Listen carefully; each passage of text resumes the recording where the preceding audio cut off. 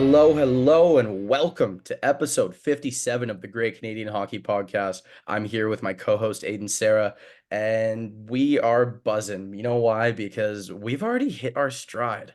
If you're listening to this right now, you're listening to halfway through our conversation because we had to record two episodes in one recording. And that's because it's draft time, baby. It is draft time, and you are going to be listening to part two of our mock draft at I can't even call it the tail end of this podcast because it's going to be 80% of this podcast. But first, we have a little bit of NHL news to get to, a little bit more, because more will never stop happening.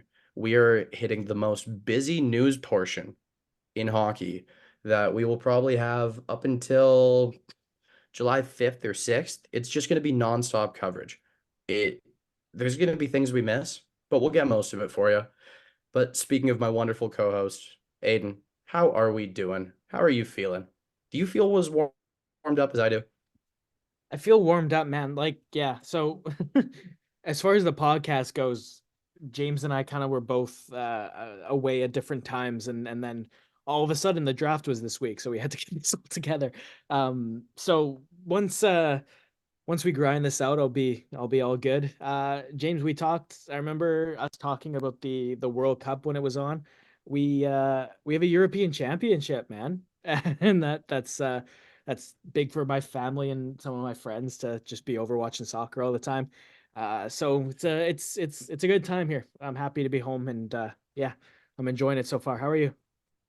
Well, honestly, life's pretty good. I had a weekend in Whistler with a few friends after spending 9 days in my hometown of Port Alberni. And Aiden, speaking of footy, when I was in Port Alberni, I played in my Wednesday soccer league twice. Couple goals in the first game, goal in the second game. I took a couple collisions in the second game because I'm not good at soccer. I just try so hard. I have no natural skill, but I either have to be a stay-at-home defenseman so I can try and shut down my best friends because I'm way too competitive, or I have to play striker and score every single goal. There's no in between, and I have such a good time. Aiden, it's adult PE class. There are people having a couple adult beverages. There are my friends smoking a few cigarettes on the sidelines at halftime because they are adults. And in between on either side, there's a couple moms that come. There's a father and his teen son that come. And other than that, it's just a big group of us that grew up together. And I look forward to it so much. I've made it to three of these Wednesdays this year. I hope to make it to at least two more over the course of the summer. They probably run until about 10 days into September. And then I got to top it off with a birthday trip in Whistler. It was great. I love that little village, man. I have a great time there. I think maybe 10% of that village knew it was my birthday. It's a good feeling. It's not necessary, but it's a good feeling.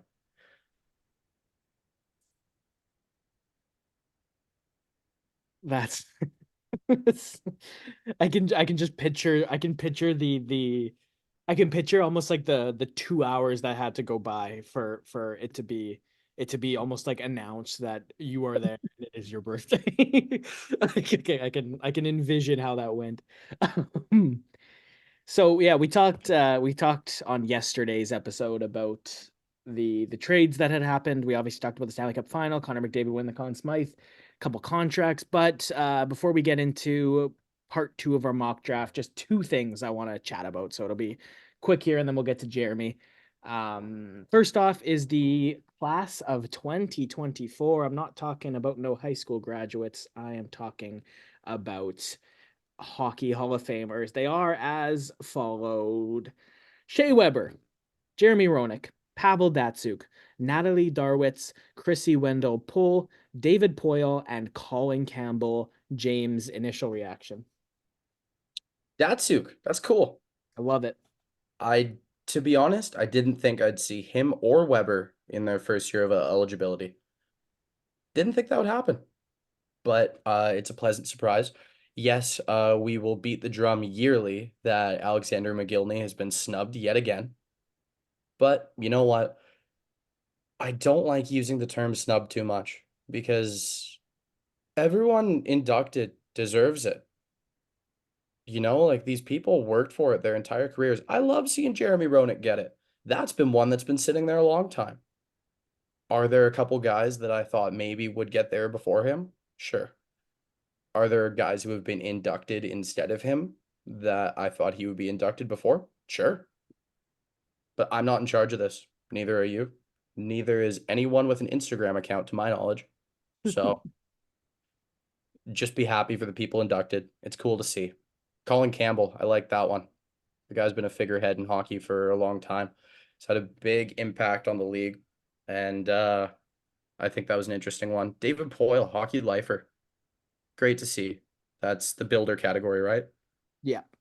Perfect. Yeah, I always take a lot of interest in that builder category because just like yourself, I spent so many years stuck on hockey Wikipedia pages, finding out how specific teams were built through trades and how certain guys were helpful in making a market into a hockey market. And that's what David Poyle did in Nashville.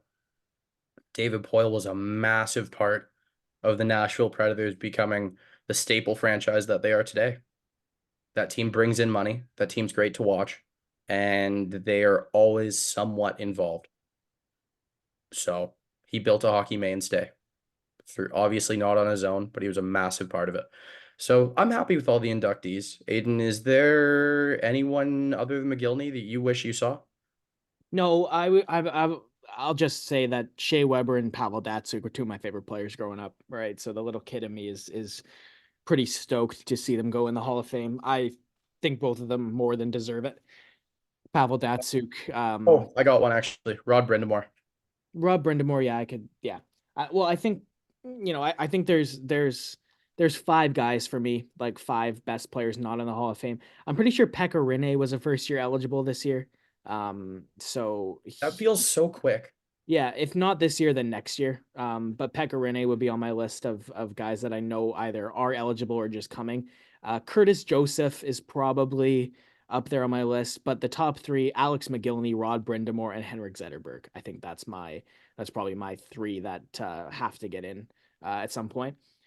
But yeah, Zetterberg's a good one. In my head, I almost pictured him already being in there, but I guess he's not. no, he's not. And Stanley Cup Conn Smythe and contributed to those Red Wings teams, right? He Hmm. was, Olympic gold medal goes a long way in my books. He's Hmm. got that as well. Triple gold club goes a long way in my books. I'm quite sure, part of that. Um, Weber to me, one of the more underappreciated defensemen of his time, I think because he played in Nashville. Like you saw him get a lot of attention late in his career in Montreal because he was their captain and he did so much to help them to the Stanley Cup final the one year. Sucks that he never got to win his cup, but again, multi Olympic gold medal winner. Canada doesn't win the gold in 2014 if he's not there playing as well as he did. You're right. You're right. And the thing with Shea Weber is, do you know how many people's favorite defenseman in the league he always was? Yeah. Like that is such a cool thing. And for the people who say they're watching hockey with an uncle or a friend's dad or something like that that hasn't watched in years, he would catch their eye and they would go, "Whoa, that's a player." And when you spoke about that Montreal Canadiens run, he shouldn't have been playing those games, but he did. He played well. He did it to try and win the Stanley Cup, the greatest trophy in all sports, because he probably knew in his heart, this is the last chance I'll get, whether I play or not right now. My career is in its twilight. So I have to give it everything I've got. I can't think of many things in hockey more respectable than that. So props to him, props to the rest of the inductees. And let's move on to the start of another player's NHL career. What is happening here, Aiden? Because I'm excited. Yeah, reports, and you can elaborate if you want, but it seems like Matvey Michkov is going to join the Philadelphia Flyers. He's officially been released by his KHL team, so now it's just a matter putting pen to paper. And then so it's as good as done. It just needs to be officially signed by Daniel Briere and the Philadelphia Flyers. But looks like Matvei Mishkov is coming to the NHL next year. James, it's easy to say with the benefit of hindsight that, oh, look, everybody that was worried he'd never come, he came in a year. Would he have come in a year if it wasn't Philly? Who knows? But point is, the Philadelphia Flyers got a franchise player at number 7 overall last season, and his, uh, his arrival in the NHL is a lot quicker than anybody expected. So, um, if you're inclined to bet, if you're like a sports betting person, and I don't know if you knew that you can actually like bet on hockey. I don't know if you've watched an NHL game and haven't seen that it's of the 2.5 hours of an NHL game, about an hour is a betting ad. Um, so if you somehow have missed that, you can place bets on the NHL. If you feel so inclined to, he's about as slam dunk a Calder winner as any year I can remember. Not taking nothing away from guys like Macklin Celebrini, who are also going to be in their first NHL seasons next year, probably. Um, he's a different beast, and he played a full season in the KHL. That's going to make a huge difference. Playing in a high level pro league is a lot different than playing in the CHL, playing in the Allsvenskan in Sweden, playing even in the NCAA. The KHL is just a different beast. This is a very highly skilled player. Imagine Philadelphia just added Nikita Kucherov. Maybe Nikita Kucherov at 22, not quite prime Nikita Kucherov, but he'll get there. The odds aren't out yet on my betting app of choice, but I'm willing to bet he won't be the favorite on there. I know he's the favorite in my heart, though. I, And yeah, yeah. yeah. Yeah, Philadelphia fans will have a very exciting player to watch, especially considering that he's going to be in year 1 of a 3-year ELC, and then and then it'll be the Flyers' prerogative to sign him from there. But wow, that's a huge get for Philly. One more thing, as per Sportsnet's Jeff Merrick, Philly has to get Michkov a visa so he can play and work and live here. Well, not here in the United States, but that'll have to get done. Usually, that is a fairly smooth process. Some of those processes have seen delays before, but not a delay that'll go into next season. That is not anything or something that someone should worry about. Should be fine. Aiden, projections, I've got him at 65 points in an 82 game season. Yeah, that's kind of what I was thinking. That's a good number. Eh, no Cutter Gaucher for Philly means that center position is wide open for the taking. So I think it'll definitely depend on line mates and role. But I also think he's the kind of guy that he's going to work his way into a top 6 role, even if he doesn't start there, right? And I don't know why he wouldn't start there, but it's a Tortorella team. Who knows, right? That's the wild card in all this: is will Matvei Michkov and John Tortorella get along? Hey, if he earns it with Torts, he's going to be one hell of a player. Guys that earn it, oh man, that's the best. But I digress. It's time for part 2 of our mock draft with our friend, Jeremy Plord. I am not here for part 2. I had to step out to go have a birthday dinner with my mother, but these guys probably killed it. I haven't even listened to it. I will be listening to it for the first time now.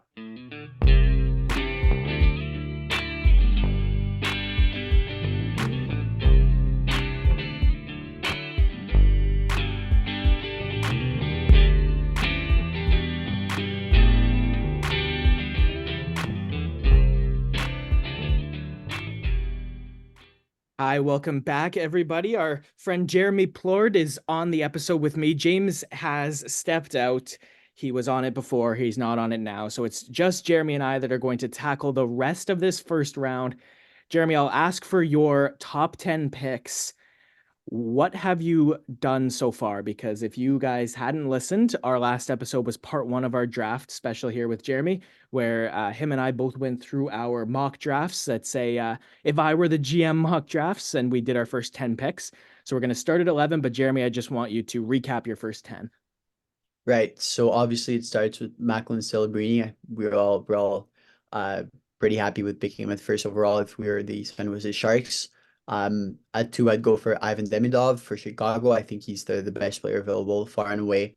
Um, out with three with for Anaheim, I with Berkeley Catton, a little bit off the board. In real life, he's probably gonna fall, but I think he was the best player available, and I explained why.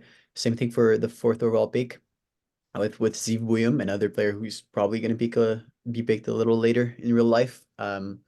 At five for Montreal, I went for Caden Lindstrom. I think it's amazing value over there at number five.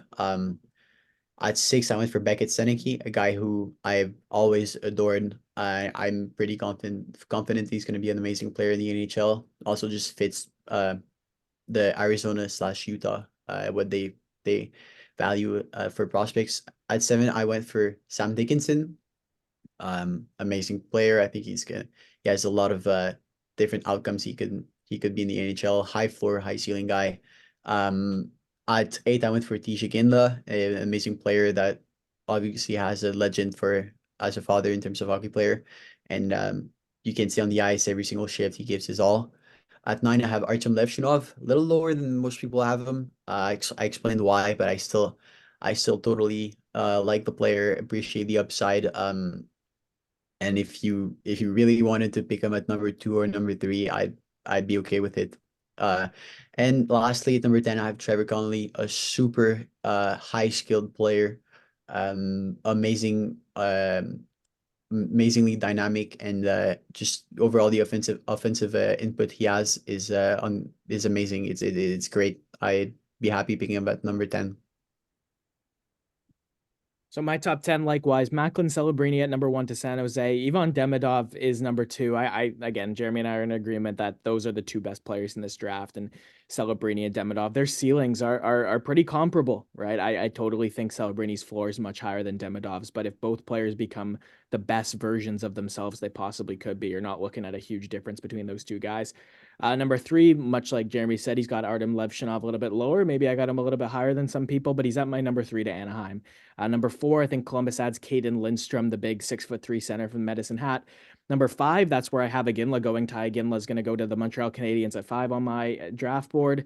Utah at six picks Sam Dickinson, the defenseman from the London Knights. Zane Perek from Saginaw goes to Ottawa at seven. Zeev Boyum at eighth overall, selected by the Seattle Kraken. Berkeley Catton goes to Calgary at ninth. And Cole Iserman goes to the New Jersey Devils at 10th overall. So Jeremy, I say we keep on going straight on ahead. Number 11, who do you have? Right. So you said you had Iserman at 10. I have him at 11.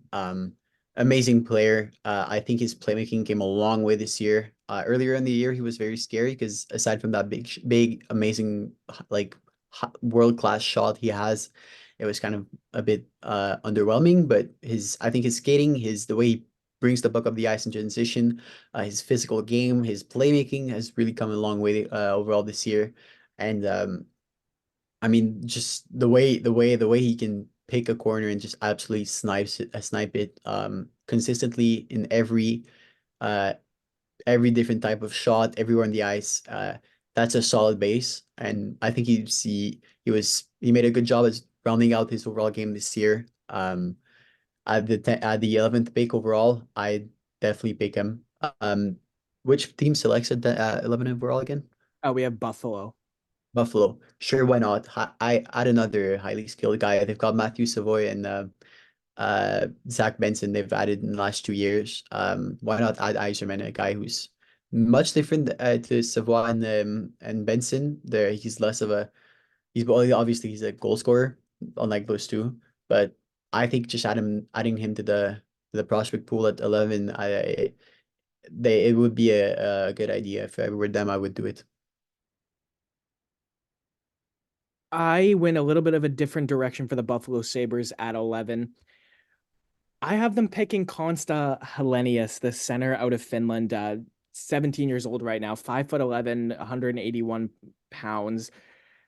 This is probably the most surefire, like, two-way forward you're going to get. Like this guy, for me, if he doesn't hit his potential and become a dynamic top six forward, he's going to be an ace defensive centerman as a third line center. Like I don't think there's any way that he doesn't make the NHL. It's not that he's especially sensational at everything. His hockey sense is definitely the best part of his game.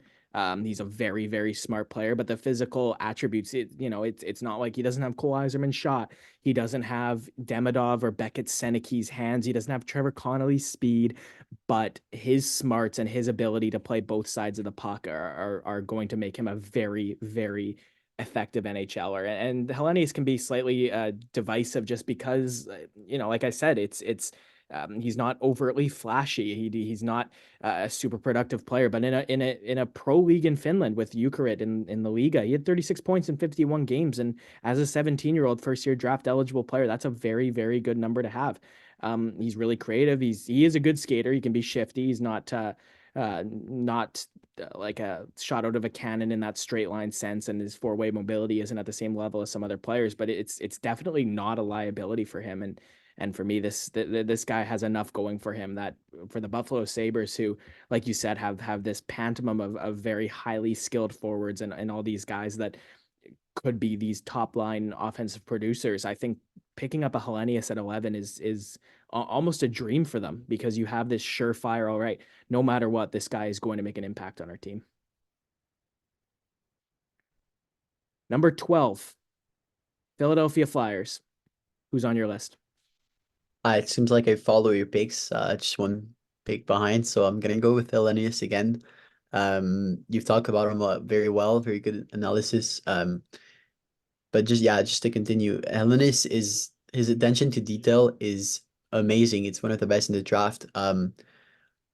The way he seems to be one step ahead of the game every time. He might not be the most skilled player. He's not the most physical player. He's not the fastest skating player. He's not. He doesn't have the best hands. Doesn't have the best shot. I think his shot is a little underwhelming. Um, but it's the all-around package of what he is, right? Maybe he doesn't have the best tools when you look at them individually, but as a package, he's a very, very safe player. He's a bit a bit like I don't know if he in real life he might fall to Detroit, but I think if Detroit's there, they're picking either Michael Brunzig, Newgard or Helenius. I think he's that kind of player. Who's already playing in a pro league for a reason at that age, because he has such a mature game, such a great attention to details. Um, and yeah, I said he doesn't have the best tools when you look at them individually, but they're not bad. His hands, every once in a while, he's gonna pull a toe drag and look. He's gonna pull a crazy pass. That's also one of his most underrated like best attributes. He's an amazing passer. He's gonna pull a pass out of nowhere that you didn't think about, but when you look back at how it turned out, it makes sense. He's very supportive defensively. He's one of the forwards that go the deepest in the offensive zone to help his team. And yeah, just to finish, there's a reason he plays pro at that age. It's because he has such a mature game, and I think at 12 you get a certain floor with him. I think Philly would be happy to take him at 12. Yeah, I think Philadelphia is heartbroken that if Buffalo does take him at 11, because I think he fits in with that Flyers team so well, and I totally like that pick for them. Um, what I kind of just see them doing here is uh to me, this is the end of kind of a tier one. So as much as I don't think they need a highly skilled dynamic winger, I think Beckett Seneke is good enough that I think he's going to take himself above. Like if there was another centerman around this area where I thought kind of like Hellenius, he could really pitch in, be a dynamic middle six option for them to start and grow into a full top six role with the Philadelphia Flyers as they get better. I would have them taking it, but I don't really see another center going until we get into the late teens, because there's a run of wingers and defensemen here, and I think the best out of this group is Beckett Seneke. And again, if everybody listened to part one, Jeremy broke down this guy's play very well. But this is one of the most dynamic puck handlers in this draft. His hands and his ability to beat defensemen in one-on-one situations and be a dual threat scorer with his skill, his playmaking. He'll manipulate the opponent. He works give and goes really well. He'll always identify the right play. Like I never really see I never really see him make a decision where I'm puzzled by it. Like it's always it's always the right play for the situation. He reads the game so well, and man, like the production this season just took off in that second half. 43 points in 35 games after the turn of the year, and then 22 points in 16 playoff games speaks for itself.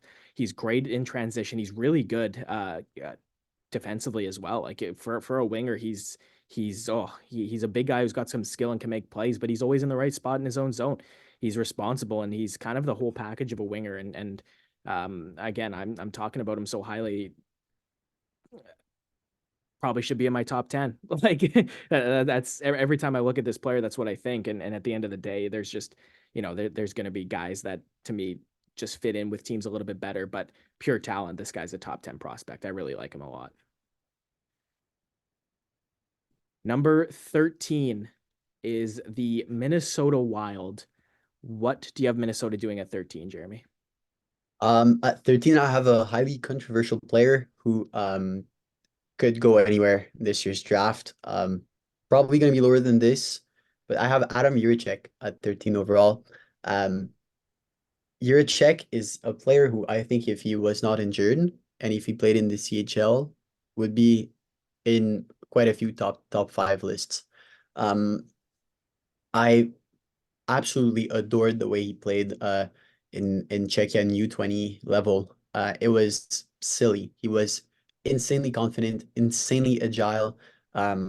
He was doing everything on the ice. He was starting the rush. He was skating up the ice like he was playing with like U12 level. The skill was amazing. What he was creating all the time, it was simply silly. It reminded me a bit of it was frustrating. The entire season has been frustrating for him because he hasn't been able to convert what he was doing on the ice with points that much, and he got injured a lot. It reminded me the way he was kind of frustrated with how he played reminded me of Simashev last year. Simashev, you'd see him take the puck in his defensive zone, skate through the entire team, dig the goalie, and shoot, and somehow you don't know how it didn't go in. Uh, Also from 2022, Brad Lambert, another guy who's insanely skilled. He was doing everything perfect on the ice. The points were just not converting because Liga is a weird league with a weird system and just a lot of stuff that were unfortunate with him in his draft year.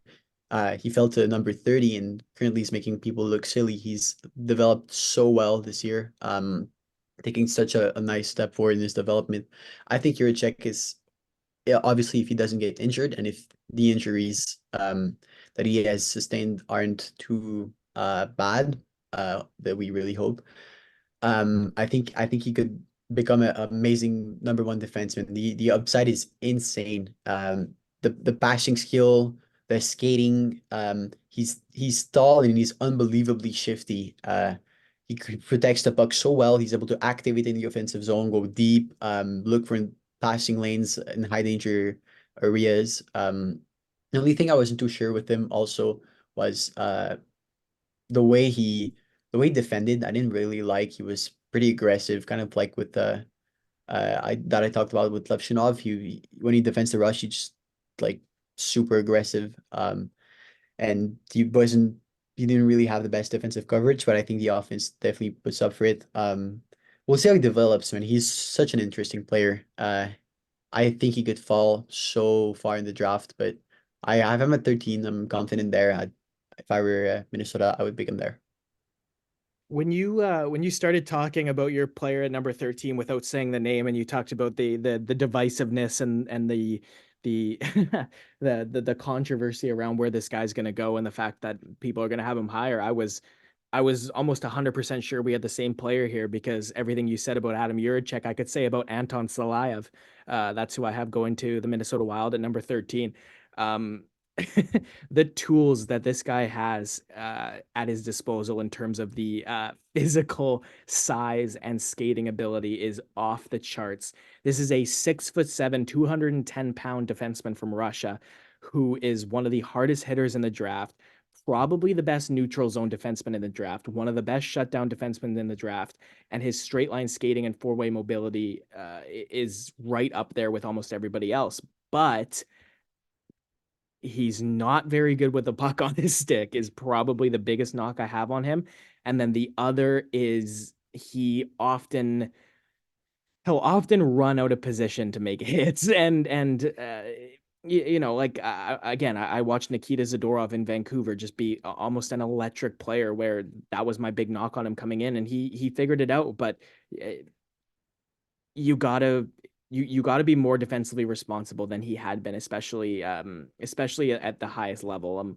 You watch him in the KHL, and he does he moved the puck pretty well, but not necessarily as well offensively as I would have liked to have seen. He was able to control a lot of good controlled exits I found with Torpedo Nizhny Novgorod, but when he got the puck on the offensive side of the red line, I found he didn't really know what to do with it. I found there wasn't a lot of creativity. His his success rate in terms of passes into high danger scoring chances wasn't very good. I found every time he kind of took a risk and tried to find a guy in the slot instead of just passing it up the boards, it was the wrong time to do that. But if he's able to round out his game offensively and limit the risk taking, this is a guy who is going to be a prized possession. It's just I'm not sure that the rest of the game is going to come to fit the size and skating profile. That's all. I'm sure I'm going to hear Salayev's name. How long do I have to wait for it off your list, Jeremy? Not too long, not too long. And I mean, this is a tier that stretches to 18 for me, all the way up from 6 to 18. Anybody in that range could be picked anywhere. I think a lot of people have Salayev very high. I respect it. I just have a different drafting philosophy, and I'll get into it later. But for my next pick, I believe we're at the next pick now. Yeah, we're at number 14 with the San Jose Sharks again. Right. Number 14, with the Sharks, hmm. Yeah, I'll go for it. I'll go for my number 14 guy. He's the guy I've watched the most this year. I have over 15 viewings of him. I've watched like his first 10 games in the KHL this year. Um, I adore him. It is not Silayev, it is Nikita Artamonov. Um, the way he played in the later half of this year was a little underwhelming. He wasn't able to do what he was doing all the first couple of months. But I saw enough consistently in the first like 20-25 games of him this season that to make me confident that he's, in my opinion, a top 20 pick in that tier that stretches to the 18th overall. Um, yes, he's to a lot of people just a guy who, who's on the smaller side, amazing at creating turnovers, amazing at applying for check, very, very good off-puck game. And that's obviously his strength, right? That's the first thing you notice with him. His off-puck game is amazing. He's resilient. There's a reason why, for such a small guy like him to be able to play in the KHL and log so many minutes at the beginning of the year, and just from time to time, he was on the first line of Nizhny. Yes, Silayev was getting all this ice time, but Artamonov too, and he was scoring a lot. It was amazing to see. It seems like he was getting an assist every other game. Um, and yeah, I think for a lot of people, Artamonov kind of stops as this off-puck guy, but to me, with the puck, he creates a lot. There was so many 1-2 passes that he made that were amazing. So many just truly skilled plays that he was creating in the KHL. Just very detailed plays, like Hellenius and other guys that have a great attention of details. I think Artamonov, that's one thing I've noticed. It's his first season in the KHL, so it's normal that he's not gonna be this amazingly skilled guy with the puck. Um, I think it's gonna grow because that's what makes me confident. It's because I watched preseason MHL games and it was silly. I suggest anybody listening to this right now to, if they have access to it, go watch Artamonov early this season when he was playing preseason MHL. It looked like I can't find a comparison. There's nobody I've ever seen playing like him. Um, he was not Artamonov. Um, he was like a little bit like a Brad Lambert. He was taking the puck in the back of like in his defensive zone and deking out and out with speed, with puck skills, with stick handlings that I have never seen with him all year long. That he was doing every shift. He was simply dominating the MHL. And I think if he played the MHL all season long, he would have developed into a different player than he did this year. I think he wanted to play in the KHL this year to kind of get more exposure, and he adapted his style into being a guy who just gets adored by coaches because he does like all the, the forecheck and the intensity and whatever. But if he stayed in the NHL, he would have been a completely different player. He's very interesting. He's got all the skill in the world. It's just hidden.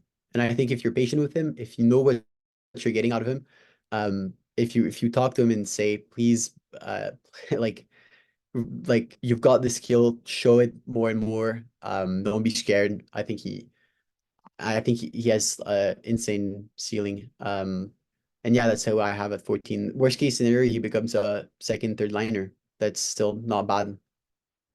That's a pretty strong floor to have. Yeah. Like I had him slipping a little bit. I watched him once at the beginning of the year and then a couple more times at the end. And so I definitely I saw the flashes at the beginning and I noticed how, it just changed as the season went on for him. And what I did find that he had improved the most by the end of the season versus the start.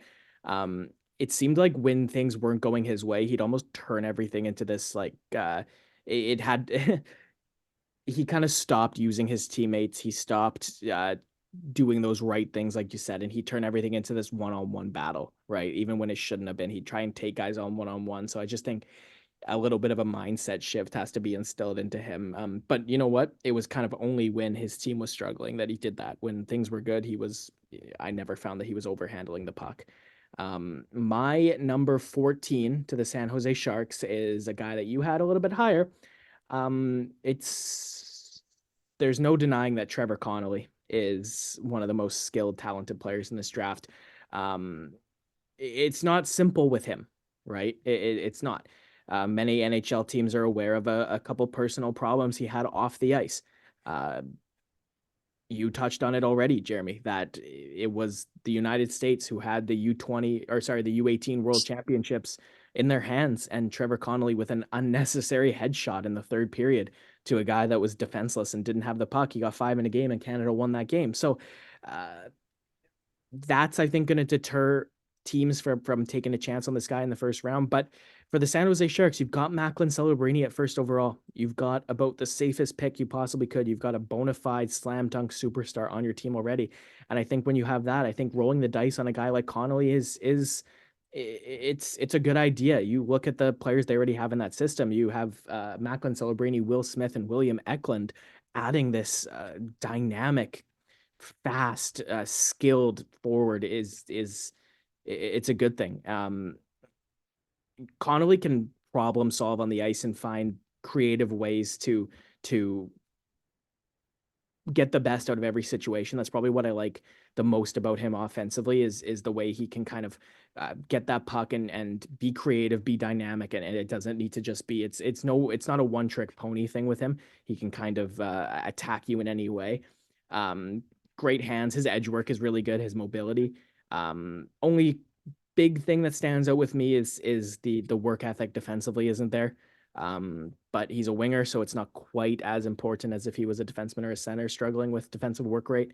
So I think it's a project here, both on the ice and off the ice. But I think if there's a team and an organization that's committed to building him into both the player and the person that they want him to be, I think he could be a very valuable pick around this point of the draft. So we're going to go to number 15 overall. And at number 15 is the Detroit Red Wings. What do you have? I have a guy who I think if Hellenius is not there, or even if he's there, they're going to consider Michael Bronzek Nugard. This guy he was made for pro level hockey. It seems like what he does on the ice, on and off the puck is so advanced. He's just pro ready. He's huge in terms of like height, but also like muscle. He's very strong. He loves to hit. He all just hits everybody, kind of like Iserman a little bit that I didn't talk about too much, but both of these guys love to hit all the time. His puck touches are just advanced. He's got not if people talk about this, but he's got some pretty smooth hands when he shows them. Again, he's playing pro level, so he can't do too much. But if he was playing all year long in the let's say the J20 level over at Sweden, we'd talk about him having amazing puck skills a lot more. He's so confident with the puck. I think you just got a guy who you're gonna plug into your second or third line later in the NHL, and he's never gonna look back. Um, he's made for a middle six guy who just does all the dirty work, gets physical around the board, able to pin down players, uh, able to make plays in such very little time and space. That's what you need in the NHL because everything just gets faster and harder to make plays when you get to better leagues. And he's already been able to do it all year long. And yeah, he's an amazing player. I think he's deserves of a top 15 pick, which is why I have him at 15 overall. I agree. I have him at 15 to Detroit as well. Great season. As you said, he's playing pro. He wasn't playing in the SHL, but he's playing in the Allsvenskan, which is the number 2 pro league in Sweden. Productive enough for a 17-year-old in that league. This is one of the best two-way forwards in the draft. He's powerful. He's defensively responsible. He's smart. He's got great hands. And Jeremy, when I look at this guy and when I watch him play, I think if he was on your team, he's going to be your favorite player because he does everything right. He's fun to watch. He's talented. He's got a good shot. He is a wrecking ball on that forecheck. Like you said, like he will always make life terribly difficult to defensemen that are going back to get the puck. Skilled, tough, hardworking, and he can score from in tight or from distance. And kind of that real Swiss Army knife guy that you want. And for the Detroit Red Wings, who have had a tendency to maybe play it safe with some of their drafting lately. This is about as safe as it gets. I think he could be on an NHL team's third line next year and not look out of place. St. Louis Blues have the 16th overall pick. I'll take the lead on this one. This is another guy, actually, where Jeremy and I might have him a little bit lower. Obviously, I don't know where Jeremy has him on his list, but I have the St. Louis Blues going with Carter Yakemchuk at 16th overall, right shot defenseman from the Calgary Hitmen of the WHL. This guy has an absolute rocket. This is one of the best offensive defensemen out of this draft. And if you look at the if you look at the numbers, you'll pretty quickly see why. 30 goals in 66 games with the Calgary Hitmen this year is a crazy number to be scoring at with a defenseman. Really, really good offensively with his shooting. He's kind of the center of attention every time he's on the ice, honestly. Like you can see other teams are fearful of this guy's offensive ability, and he's a good play killer. He'll be able to usher guys to the outside. The concerns are for his defensive game. Still very raw. He still makes a lot of decisions where you're looking at that, you're like, yeah, okay, that's a decision a 17-year-old is making on the back end. Sky's the limit. It's just going to be, can he be good enough defensively to trend away from the Evan Bouchard, Brent Burns comparisons of the one note offensive dynamo and be more of that two-way defenseman that every NHL team covets. And I'm not sure. That's why I have him at 16. The toolkit suggests that he could be a lot higher than this, but when you take the concerns into account, I think 16 is a good spot for him. And I think the St. Louis Blues are a good team to take a chance on this guy. Who do you have at 16? At 16, I also have a defenseman. It is not Yakimchuk, although I'll get into him very soon. I have a guy again. You probably wonder if I've forgotten about him, but I did not. It's Anton Silayev. Silayev is this unicorn, 6'7". I don't know how tall, 6'8", whatever. He's immense and bigger than everybody, taller than everybody. And the thing I love about him is that he moves like he's just an average 5'11" guy. He moves insanely well. His stride technique is not flimsy at all for a guy his size. It's very advanced. He's able to get so much speed and is solid. He's not, as I said, he's not flimsy. He doesn't get like his balance is very, very good. When he has the puck as well, just getting the puck behind his net and beginning to, initiate the breakout, he's able to move with it so well. His obviously he has a like the biggest stake on the ice. So he's able to kill every rush chance that is presented against him because he can just use his stick and poke the puck. It's fun to watch. That's also why he's a KHL player at such a young age. Um, the thing is, you mentioned it. At the beginning of the year, he had like I don't know the exact stat, but it was like 7 points in 10 games, and everybody was like, "Oh my God, this guy's the best player in this draft. He's a defenseman and scoring at such a high pace in the KHL." I went and looked at every single one of its point total. It was either him making a very normal pass that turned out into an assist, or a shot from the point that had a like 0.01 expected goal uh chance of getting in that somehow got in. Just a point shot that an average NHL defenseman does and gets like maybe 10 points in 82 games. It was bound to fall, and it did. It fell. The production fell. When you looked at the game, he never really creates something one-on-one, never really looks towards using his some skill, using some flashes of being having offensive senses. It's very simple, and I don't blame him because because he's looking to, like Nizhny probably said to Artamonov and Silayev, play a certain role that I want you to play, and I'll give you minutes, and you'll be drafted in the AHL because you play in the KHL at such a young age. So yeah, that's probably what they said.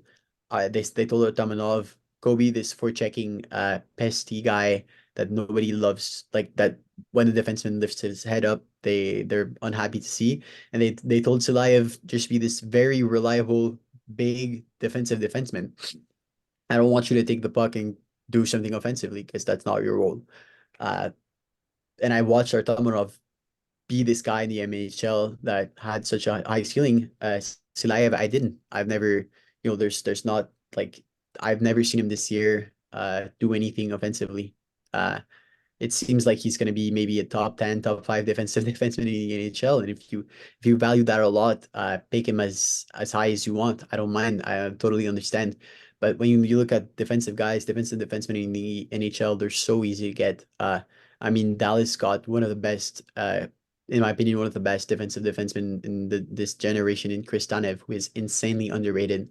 He has the most, like the best defensive analytics uh, by far in the last couple of years, and they got him at like 50% retained for nothing.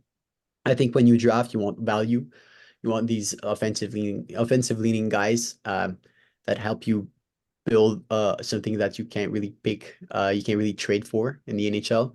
I think Silayev is a great player.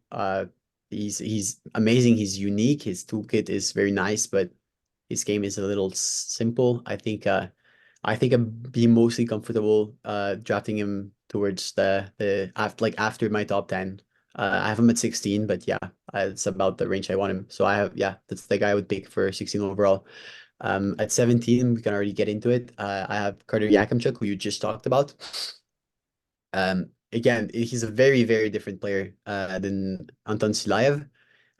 He scored like 30 goals this year for a defenseman, which is silly.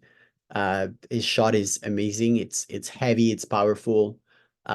His overall offensive senses are through the roof. I know a lot of people kind of doubt Yakimchuk and say that like he's a lot of people have him. I've talked to people having him in the 40s. It's some people just don't believe in him at all. I do. I think the offensive output is just amazing. He sees the game offensively. He's able to activate off the blue line and just forward, able to create chaos for defense for like a team's defense structure. He's strong. Obviously, it's not a surprise that he dominates the junior level, but I think he's going to continue if he develops well. He's going to continue to doing it in the NHL. Um, his skating is not too great, but I think it's improved, especially in terms of mobility this year. I think it has improved. He's moving up the blue line pretty well offensively.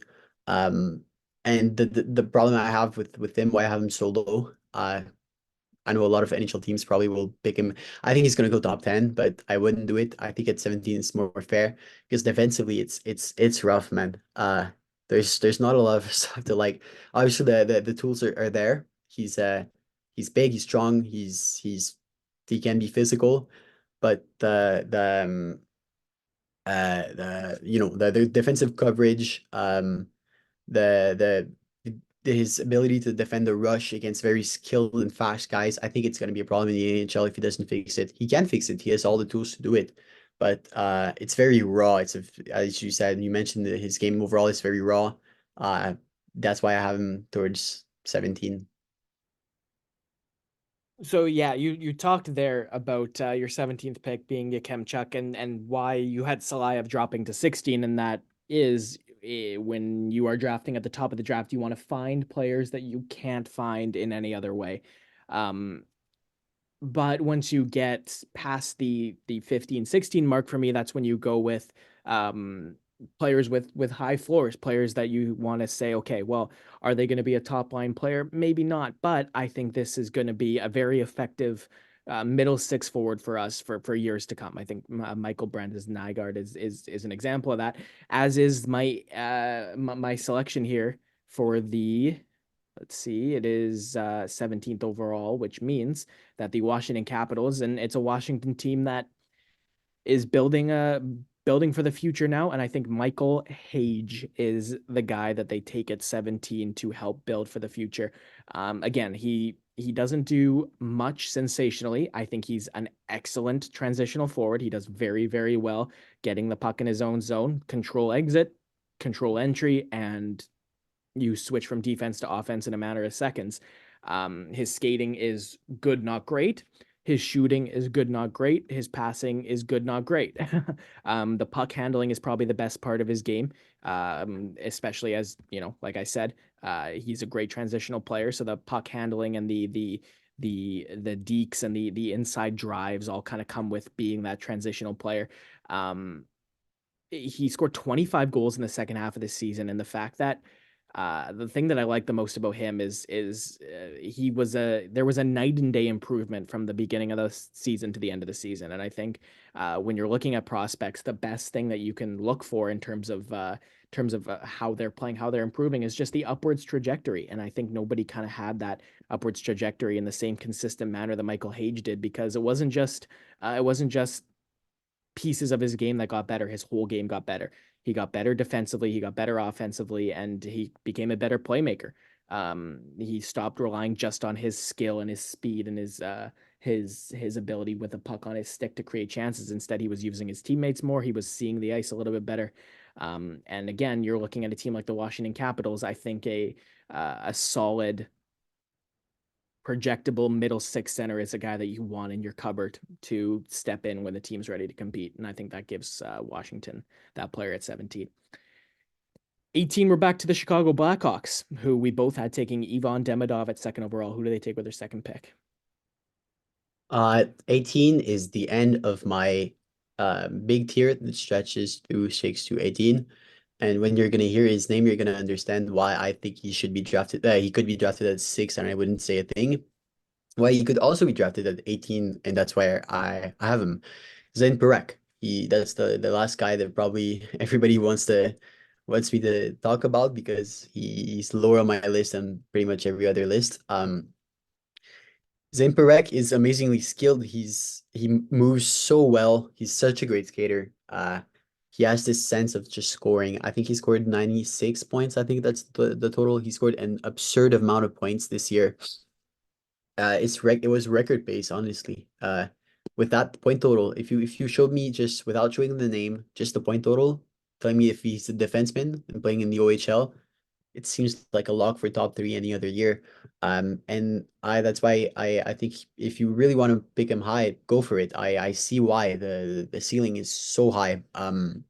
Like we talked in the first part of the podcast, the ceiling is amazing. He's got such high puck skills. He's got great hands. The only problem I have, well, it's I have, let's say I have two major problems with him. That's why I have him so low. First of all, when you look at how he plays offensively, the tools are there, but the results, the way he gets his results, his habits of playing the offensive game are a bit worrying to me. He spam shoots a lot. His way of generating offense and of problem solving is shooting the puck to the net. I think works better in the junior level than in the CHL. I would have liked to see more diversity from him, more because he's so good at getting the puck at the blue line, and then when he sees a guy pushing him, he moves a little bit, gets a shot. Or he's so good at joining the rush, and as soon as he enters the zone, gets a shot. He shoots so much. But I think I'd love to see more diversity in the offensive game. He's got all the tools. He's got flashes of him doing other stuff, flashes of him really activating low. Um, but it's just I'm a little scared of the way he generates his 96 points this year. The biggest problem I have with him, because that's a bit of a concern, but the biggest problem I have is the defensive game. I talked about it with Yakimchuk. I'm going to talk with Barek again. Their problems are very different. I think Yakimchuk's major problem is that he's not very mobile. And he gets fast in the on the rush. He gets like it's so easy to go around him. With Barek, he's pretty mobile. Defending the rush, there's no doubt that with his feet laterally he can keep up with the fastest offensive player going against him. That's not a problem. The problem I have with him is his coverage. There's so many times where instead of like covering a guy he should cover in front of the net, he goes low or he's out of position and he gets scored on because of it. There's so many times where defending with a rush, he thinks he has an opportunity, or he does have an opportunity of jumping on a guy, and he just jumps on that guy, and he makes a pass, but like under his stake, and it's a 2-on-1, which is not a thing. Like it's a thing goalies hate, the thing coaches hate. It's just not a thing you want. You don't want 2-on-1s. And yeah, I think his defense and the way he generates offense, there's a long way to go with him. I think he's still very raw. A lot of people don't think he's so raw. I think he's pretty raw. But again, the ceiling is sky high. I'll say it again, 96 points as a defenseman. If you want to draft him at 6 overall, go ahead at 7, 8. I don't mind. I totally see why. But I have him at 18. And then after that, every single player, it's a different tier. So that's the end of my tier. Again, I know it seems low to have Parekh at 18, but it's the end of my tier. Obviously, yeah, a lot lower than I had. Parekh, I had him at 7. I've seen him as high as 3 on some lists that will have. I never see him really above Artem Levshinov, but when I see Levshinov go 2 to Chicago in some lists, I'll see Parekh sometimes pop up at 3 to Anaheim. I had him at 7 to Ottawa. My number 18 to the Chicago Blackhawks is much like Parekh, another right-handed defenseman. He's already off of Jeremy's board. It is Czech defenseman Adam Juracek, who I thought at the start of the year was a slam dunk top 10 pick. And then it kind of went sideways for him this season. He got hurt at the World Junior Championships. But when he was playing in the top Czech professional league, he looked a little bit slow. His skating ability didn't look like it kept up with the rest of that competition. He's very physically good, 6'2", and he uses that size. But it's that stride, it's that skating that I can't get past. And as good as the rest of his game might be in terms of the way he can kill plays with his feet, the way he can kind of lay that hammer down in terms of the physicality, it's the skating that needs to improve. But the physical tools and the I'll say the way he reads the play defensively could have him be a top pair defenseman in the NHL. It's just going to be whether or not he can improve and keep up with that skating. He's raw. He's a project, but for the Chicago Blackhawks, who I like the defenseman they already have, I think they can take him on at 18. 19's the Vegas Golden Knights. What do you have for Vegas? Let me check. Okay, so again, I'll mention it. This is a new tier. So this guy's a lot of you guys maybe will never have heard of him or just barely, maybe not watched him. But I have Marek Vanacker at 19. It's a bit of a surprise. He's a guy who really like shut up my list late in the year. Uh Banneker is a guy who I just see having a chance of being a top 6 player in the NHL. He's got all the tools. First of all, he has amazing pace on and off the puck. That's what I look for. It's the pace, the motor. He has it. He has it all. He's big and he's able to skate super well. He's relentless effort. He's another player who's got that dog in him. That's Merrick Vinegar. Uh, the forechecking off the puck is great. He creates so many turnovers all the time. Um, and he has an imposing frame. So a bit like Lindstrom. Lindstrom is a guy who, if you know, he could be one of the best forecheckers in the NHL. Obviously, that's not going to be his role at all, but that's going to be an aspect of his game, and that's why he's so highly ranked by so many players, so many people. Lindstrom loves to forecheck, and given his size, his big stick, and just the base, it's great to see, and it's the same thing for Vaneker. He has a very imposing frame. And yeah, off the puck, his game is great. But what I really liked and noticed more towards the end of the year was the on puck game. He's not scared to drive to the middle at all.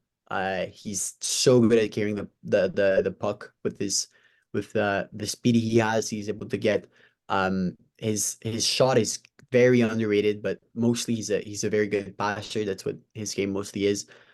He's able to just, especially on the power play, I've noticed mostly, but just even that 5-on-5, he's able to get the puck on the offensive zone from one side to the other, from left to right or vice versa, through stakes so easily. Um, when he has the puck around the boards, he's evasive. He's able to slip past defenders, slip past pressure, and kind of like bounce off pressure to go through high danger chances. The potential is so good with him. He reminds me a bit of Quentin Musty of last year. Although Musty maybe wasn't, like, maybe his off game wasn't that it wasn't similar at all. Actually, he was not a very, like, he wasn't a forechecker, but the way they have when they have the puck on their stick, the way they act, it's a similar kind of vibe. He's very good, and I suggest people to maybe rewatch him if they have him, like, let's say, like past 40. I know a lot of people don't really like him that much, but yeah, I've introduced Vaneker to all of my close friends in the hockey world, and every single one of them put him in the first round when I told them to rewatch them. They all had him in the 40s. I said go watch him again, and all of the time they always make fun of me. They all hate me. They don't want to listen to my recommendations. So they all listen. They all put him in their first round, and yeah, I take him at 19. He's I love him that much. He's that good. We're only going to go through the first round, but I did make a top 40 and I had him at 34. And your analysis is definitely making me want to go check out some more tape. My number 19 to the Vegas Golden Knights, Stian Schulberg, the Norwegian defenseman, left shot, played in Norway this season in the Pro League, 42 games, 5 goals and 15 points. This is probably, Jeremy, and you can, if you think what I'm saying is incorrect, speak up. Is this the is this the most physically punishing player in the draft in terms of if you're on the ice and you don't have your head up, he's going to blow you away? Yeah, possibly. I mean, I'm gonna talk about him a little bit because he's barely out of my first round, barely, and I know it might be a learning curve for me. He reminds me of Kaden Gooley, and looking at how Kaden Gooley developed, I might be wrong again, and I might have to understand better the way these guys play. But yeah, like Kaden Gooley, very punishing player. The way they're just so good physically at just killing the rush. I'll let you talk more about Solberg, but yeah, I totally agree with you. Yeah, it's the two major things, right? It's the play killing ability. He's a good shut down defenseman in terms of if think about how Jonathan Huberdeau plays. Jonathan Huberdeau, the reason actually that Jonathan Huberdeau to me did not excel with the Calgary Flames the same way he excelled with the Florida Panthers is that the majority of Huberdeau's playmaking ability came off the rush. It came when defensemen would jump up in the play and he was able to make a great first pass that turned into a scoring chance. Calgary Flames don't play like that, and that's why his production and his play has fallen off since he went to Calgary. But you watch a guy like Jonathan Huberdeau who likes to, Elias Pettersson for Vancouver does it to an extent as well, where he'll step in over the blue line and then he'll kind of cut to the outside or just cut into space. Schulberg does not let anybody do that. Schulberg will take a guy like a Jonathan Huberdeau, and the second that Huberdeau takes a step to the outside to survey the play and look for a passing lane, Schulberg is going to have him plastered into the wall. Like that, that is how this guy plays. Is the second you try and create some time and space for yourself, you are going to be hit, and you are going to be hit hard. This is a very intimidating player at 6'2", 201 pounds. His passing is good.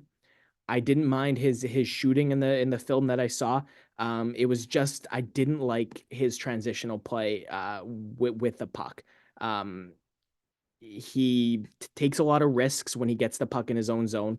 There's a lot of passes he'll make where there was a safer play, and so that's definitely gotta come a little bit. But I totally think the Vegas Golden Knights, this would be a smart gamble to take. New York Islanders now have the 20th overall selection, so I am curious to hear who the Islanders on your list are taking at 20. My 20th best player is actually a guy who I think the Islanders will pick in real life, or at least would consider. That's what I'd pick if I were them. It's Sacha Boisvert. He's he's played in the USHL this year. He reminds me a lot of a guy who I had so high in 2022, who a lot of people, pretty much everybody had in the second round. Pretty much everybody is Jimmy Snuggerud. Jimmy Snuggerud was a consensus like 30 to 50 guy range. And I saw a lot in him. I saw a lot of that I liked. I think I had him in my like 21, 22 rank. And we saw the way he's played in the past 2 seasons for the Gophers in Minnesota. He's developed so well because he's got every offensive attribute that you want. Same for Boisvert.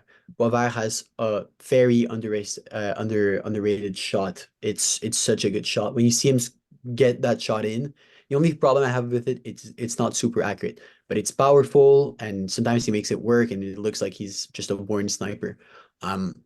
He's mostly a passer though, and he's so good at it. He's an amazing passer. So he's got the playmaking, he's got the goal scoring, he's got the size. He's pretty big. He's got the skating. He's super fluid on his skates. He reminds me of Snuggerud a lot, from the way that he has so many tools, so many different ways of like participating in the offensive game. Um, he's so good at protecting the puck as well. I said he has size. That's what he uses it for. He's very good at protecting the puck. Very good at going around defensemen, using his his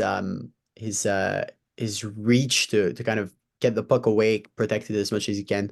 Knock I have on him is the decision making. Sometimes it's not too great. There's careless passes and there's turnovers and whatnot. I think that's part of the player. Hopefully he sort of stops doing it so much. I've seen him just being like near the board in the offensive zone and just passing it to absolutely nobody.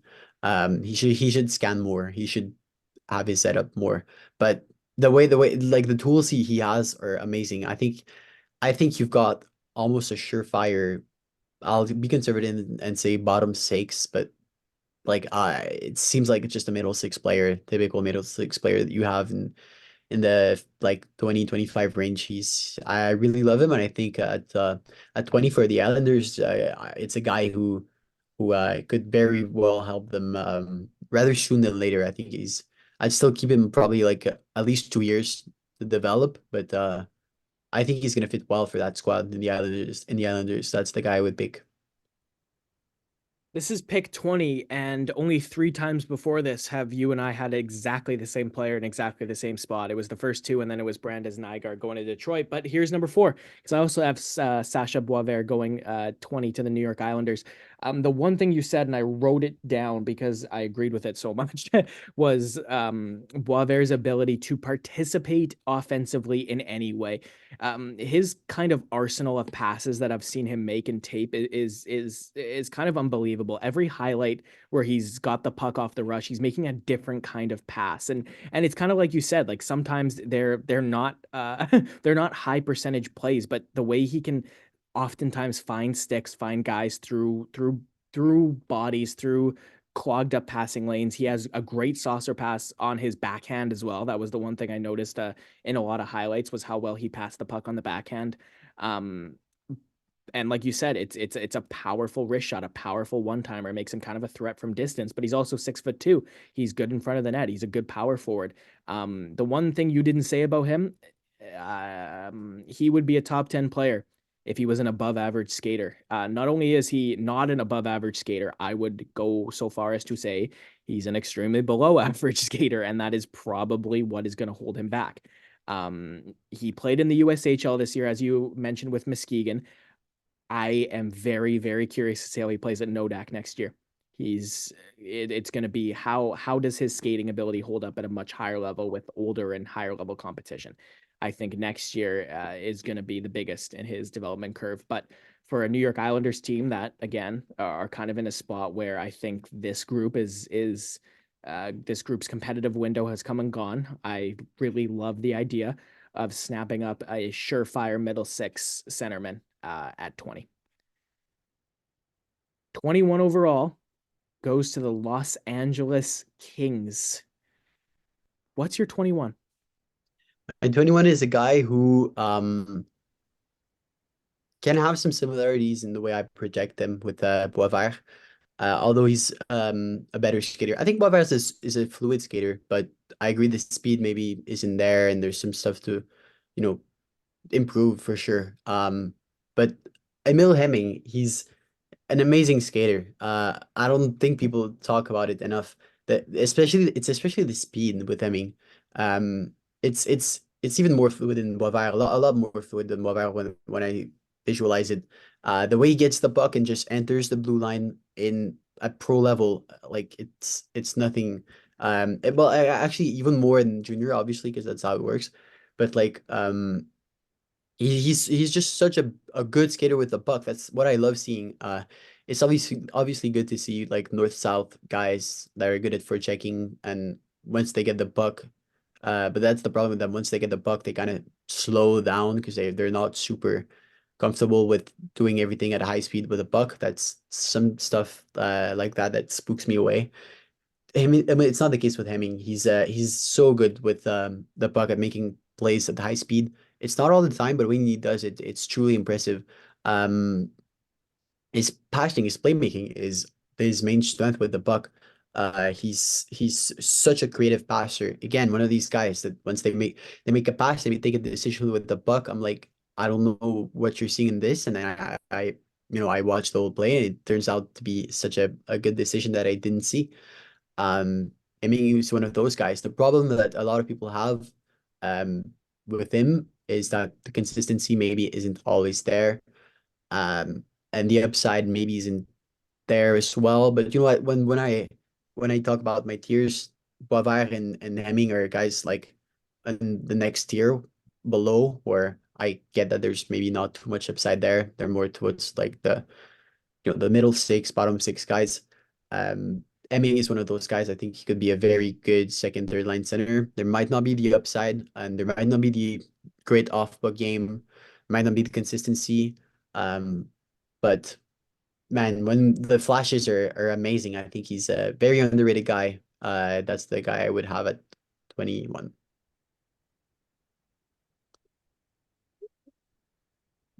I think we're kind of going different directions with this pick now. And again, much like Sasha Boisvert, my guy at this spot, I'd have right up in the top 15 for sure if he was a bit faster. It's Liam Greentree of the Windsor Spitfires in the OHL. Great season for him, 90 points in 64 games. His shooting, his passing, his puck handling, his hockey sense, and most importantly, his physical attributes. He kind of combines he's the combination of your prototypical power forward with with almost like an elegant playmaker. Like I love seeing what he does for Windsor when he's advancing the puck, especially down. He's a left winger. He loves to advance the puck down the left wing. He'll bury his right shoulder, take some contact from the defenseman, protect the puck, and then find a pass. And with that defenseman being drawn to him, it opens up so many plays. The only limitation I see for him is the straight line speed. He's your power forward in that his power is more prevalent than the foot speed he has.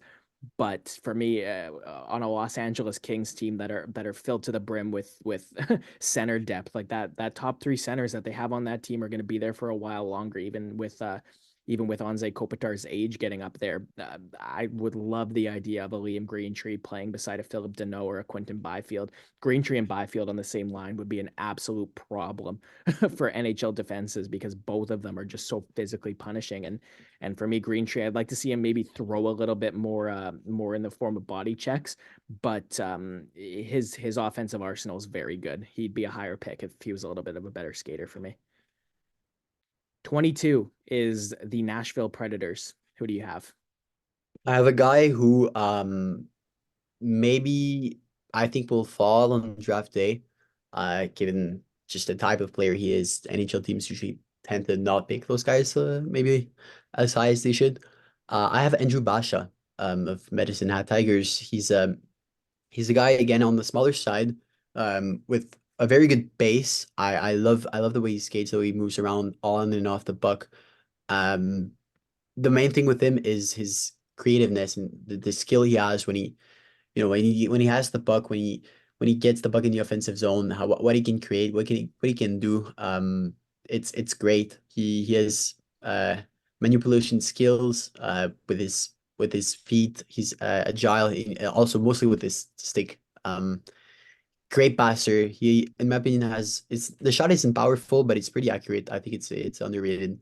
But yeah, it's mostly just a speedy guy who just goes zoom zoom everywhere and uh with the puck who's able to do everything he wants to do at high speed, which is a thing I love about him. Very skilled, very creative. I think it fits sort of what the Predators are going towards in their rebuild right now, or at least a retool. Um, Obviously they didn't go as planned today this year because Forsberg decided to have an amazing year. Same with Roman Yossi and UC Saros. But they're sort of retooling a little bit right now. Obviously, they've traded O'Reilly. There's speculations about trading Saros, and I feel like they have more of a speedy approach to the game, more of a skilled approach to the game. The way they draft as well. Um, I think yeah, I think Basha fits what they're going for. Basha is gonna have he's gonna take more time to develop than other guys I've talked about previously. I'd give him probably good 3-4 years before being a real NHLer. But yeah, there's absolutely top six upside with him. I think at 22 that's his spot. I think that's where he should go. For the Nashville Predators, I kind of go in a different direction, and I look at the picks here of Nashville in the last little while, and their two best prospects by far and bar none are Matthew Wood and Joachim Kemmel. They're two wingers, and I kind of look at those guys as boomer bust guys to me, both of them. That they both have the high end offensive ability to be NHLers, but I just I don't see their floor being an effective NHLer. I think their floor is they won't make the NHL potentially, right? Despite all the tools that both of them have. I like both players a lot. I just think that's the reality. So for number 22 in the Nashville Predators, I think they need to add the ultimate safe bet. And I don't know if you know where I'm going with this already. And the ultimate safe bet for me in this spot is Barrie Colts centerman Cole Baudouin. Listen, with Baudouin, he is to me going to be an amazing third or fourth line centerman, period. End of story. His work rate, his motor is of probably among the best in the draft in that category. He's exactly the kind of player that every single team going into the playoffs, going into a playoff run would want on their roster, without a doubt. He's one of the strongest players in the draft in terms of just the how he's built and how he uses his size and his grinding ability on the forecheck. And he's got some offensive upside. Playmaking is the best part of his offensive game. He's a good passer. He sees the ice well. But overall, you are drafting here an incredible third line center. He's going to be a good two-way forward. He's got the offensive tools to keep up at the very least. And I think Nashville getting this guy at 22, there's going to be players after him that are going to be more like better high end NHLers. But I don't know. I don't know if there's a more guaranteed NHLer left on the board than Cole Baudouin.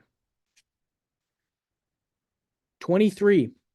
If my list is correct, we have the Toronto Maple Leafs up. For the Maple Leafs, I have let me go check. I have Michael Hage, who's a guy you talked about a little earlier. I have him in that tier again. You're gonna see all the guys I talked about. Vancouver, Boivin, Hemming, I all have the same projection. Same thing for Hage. I think he's gonna become where he has the potential of becoming a great middle six player, just a great second, third line guy. He's a pretty decent skater. He has pretty decent hands. Sometimes he can pull up some pretty impressive moves. Obviously, he absolutely dominated the USHL this year. He's just good at everything. I think he had like 75 points or something like that. He was one of the best USHL scorers this year. And yeah, obviously he was injured pretty badly. The beginning of not the beginning, I can't remember. Yeah, it was the beginning of last year. I think he played like less than 15 games. He missed a big chunk of his development there. Um, so that's why he was probably a little rusty towards the beginning of this year. But yeah, he's solidified himself as a first rounder to me and to I'd say pretty much everybody. Unless you have unless somebody really doesn't like him for whatever reason. I think he should be a first rounder. Yeah, the potential of becoming a second, third liner who's got a lot of skill, a lot of overall tools. Just needs to put itself up in a more consistent way. But throughout like the end of the year, he was able to do it pretty well. I think the potential of him being a second, third liner is pretty reachable. I'd take him at 23 for sure. For me in the Toronto Maple Leafs, again, it's much like the Nashville Predators in the last spot, where I think right now, having a guy that they are going to say, okay, this guy is going to translate into a middle six or a bottom six role, and he's going to do it well, and he's going to reliably be there. I think Jet Lashenko is their pick. Guelph Storm OHL, 68 games, 74 points, 54 of those points assists. This guy is an excellent skater. He is fast. He's got a very, very, very good motor. He will never stop competing, which is the one thing that I think I had 3 viewings of this guy, and I don't think I saw him take a shift off in 3 games that I watched him play. Like, he is tenacious on the forecheck. He's very, very good defensively. He's a centerman. He's one of the better two-way centers in this draft, at least, within the top, maybe between, maybe not a top 3 in terms of the defensive center category, but sometime not too long after. He played pretty well at the U18s for Canada. They won gold, and I kind of thought he was that unsung hero kind of player for that team. The guy that nobody's going to get that. He's not going to get the headlines, but nobody watching is going to be able to ignore his contribution to the team. He's a good finisher too. Like, he's got a good offensive touch, and to me, it's a pick for the Toronto Maple Leafs, where again you're looking to compete. You've got Matthew Knies, you've got Fraser Minton, you've got Easton Cowan as these high caliber forwards, and you think, well, let's add a role player to that, and I think that's what they're going to do. They're going to add Jet Lashenko to that prospect cupboard. 24th overall right now lies in the hands of the Colorado Avalanche. What do you think Colorado is going to do with 24? Um, I think we could have the same player there. There's a possibility because I think he's usually around that range. I have Igor Chernyshov. Chernyshov is a guy who I've always had towards the lower end of my first round. Well, 24 is sort of low. I've never really had too high because I'm not sure what he becomes in the NHL. He plays like a top 6 forward, but I don't think he's going to become a top 6 forward. So what is he going to become? He doesn't really play like a bottom 6 forward. Um, I'm not sure. I'm not sure what he becomes, but um, he's good. He's good at a lot of stuff. He has the size.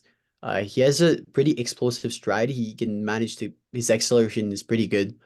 Um, he's good at getting on breakaways. That's one thing I've noticed about him often. He's pretty good at getting on breakaways.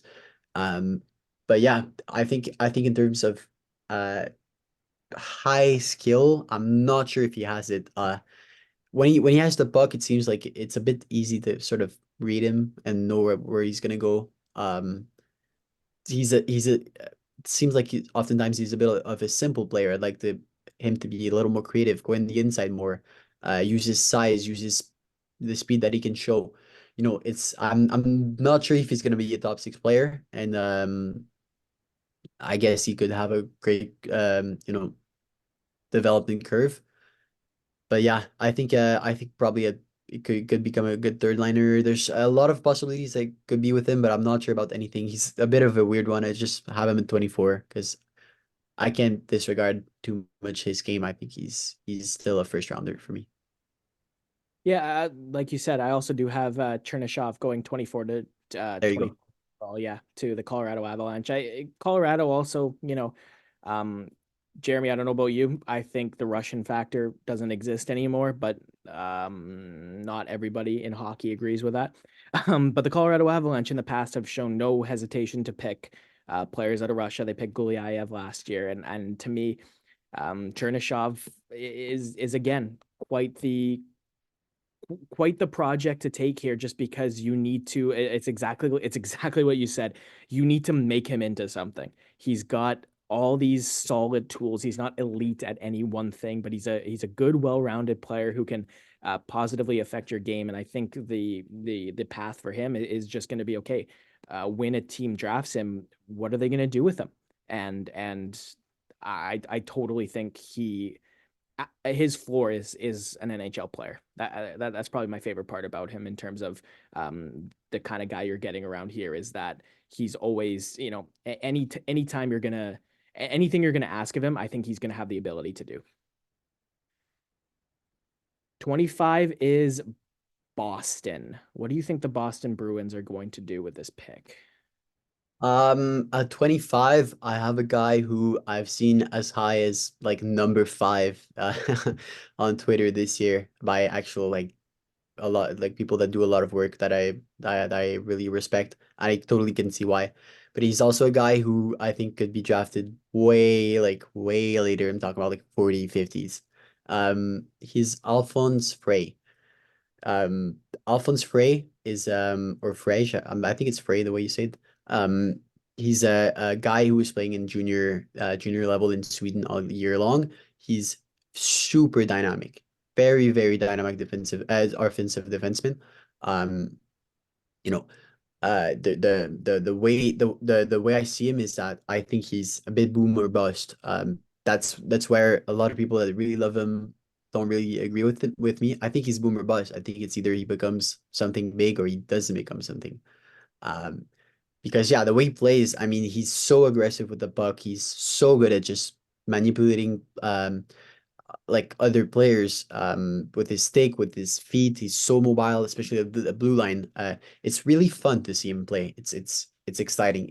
When you look at the other guys I have in that range, uh, like Chernyshov, for example. Although Chernyshov is pretty, so he can be pretty exciting, but just anybody in that range that I mentioned that I think should be like a middle six player. Bray is so much more exciting when I was having fun watching him. Because the way he just creates a lot, very offensive leaning. Um, Such a fluid skater, man. It's so fun to watch. A lot of people should learn the way he skates. A lot of the tall defensemen should see the way he skates and copy him. Very smooth. It's very smooth stride. The problem I have with him, the big problem I have with him is the defensive side. A lot of people think he's good defensively. I disagree. He's so good at initiating the breakout. When he has the puck, he's very good. Just all three zones. He's good at, you know, um the dealing pressure with forecheckers and everything. He's very good.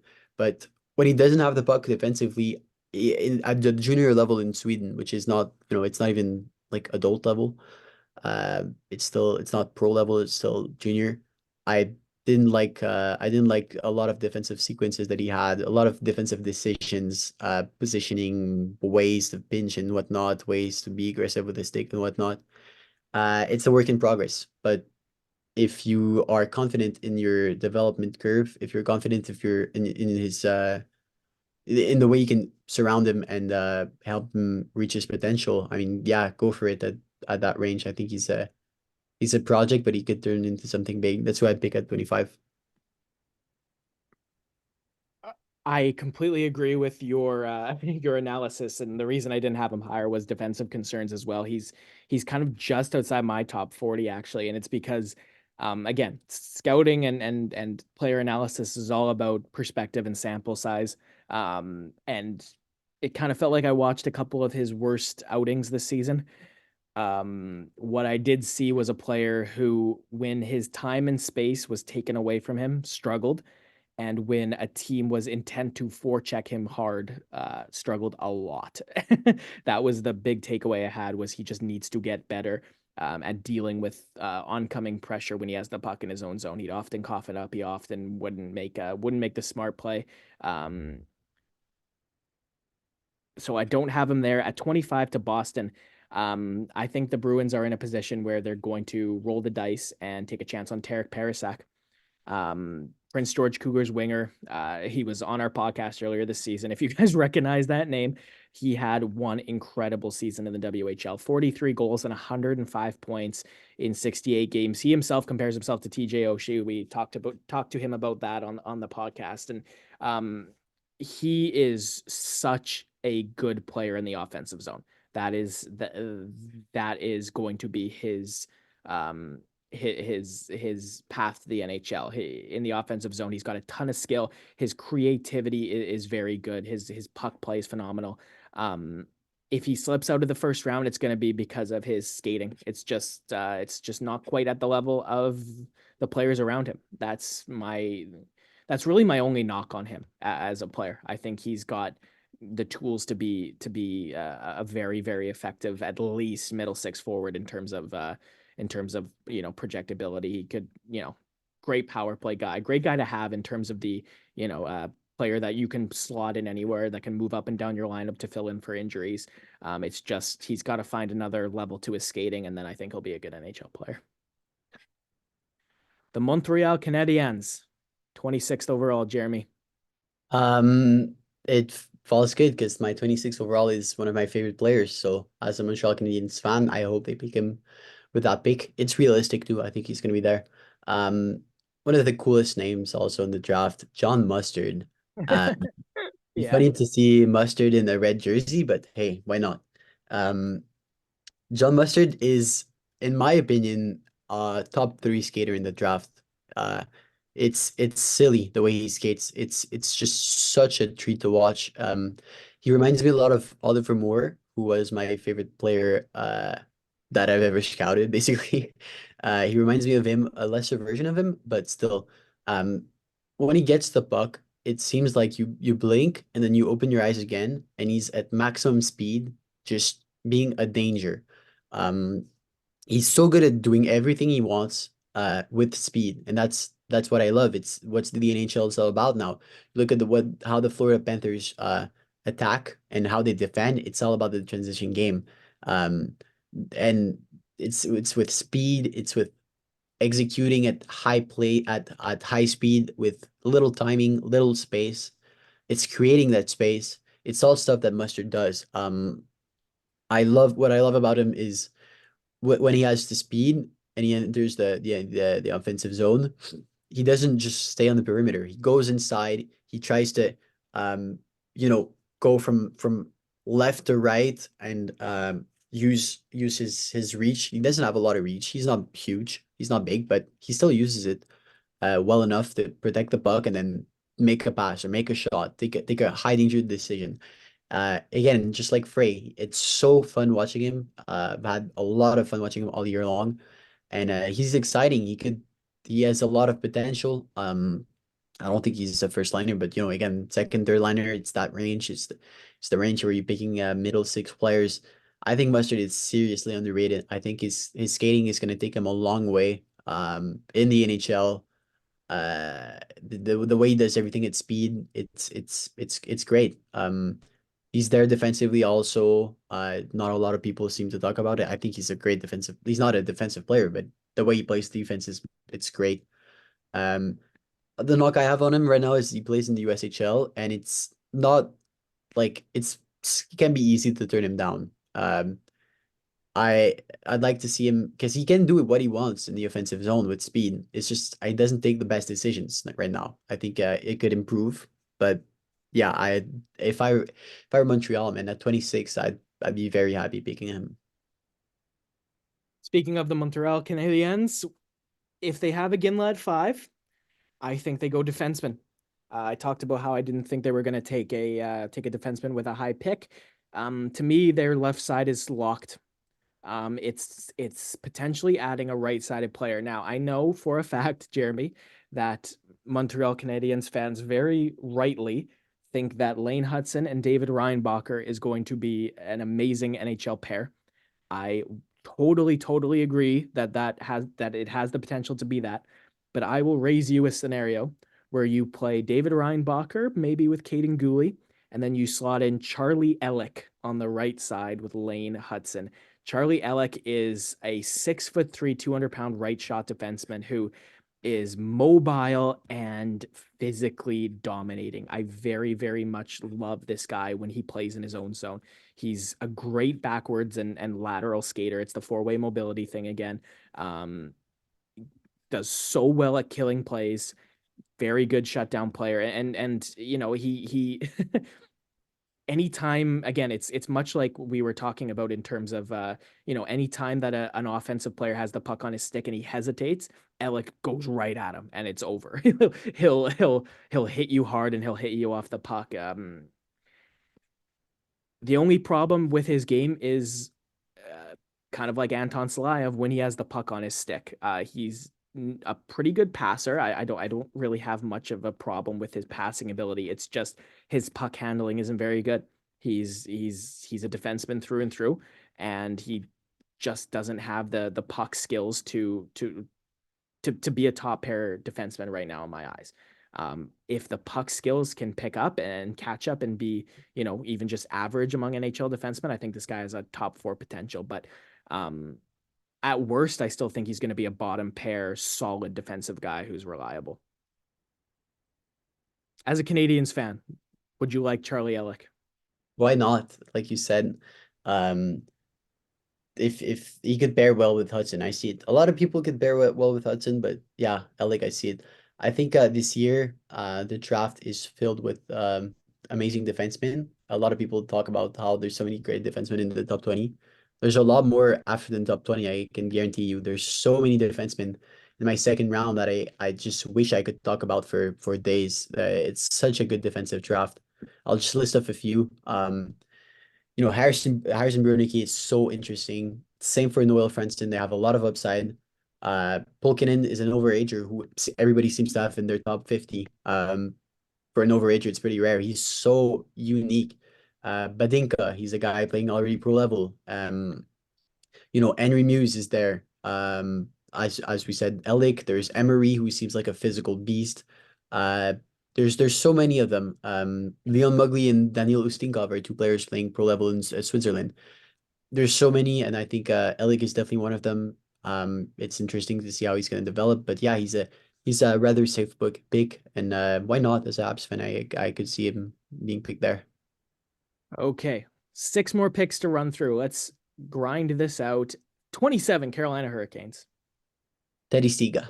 Teddy Stiga is a guy who is very good. Plays every single game. He's going to play the same way. He's not super big, but he skates very well. He's an in-your-face type of guy, creating turnovers all the time as well. There's a lot of guys creating turnovers in this year's draft. Teddy Stiga is one of them, and he's among the best at doing so.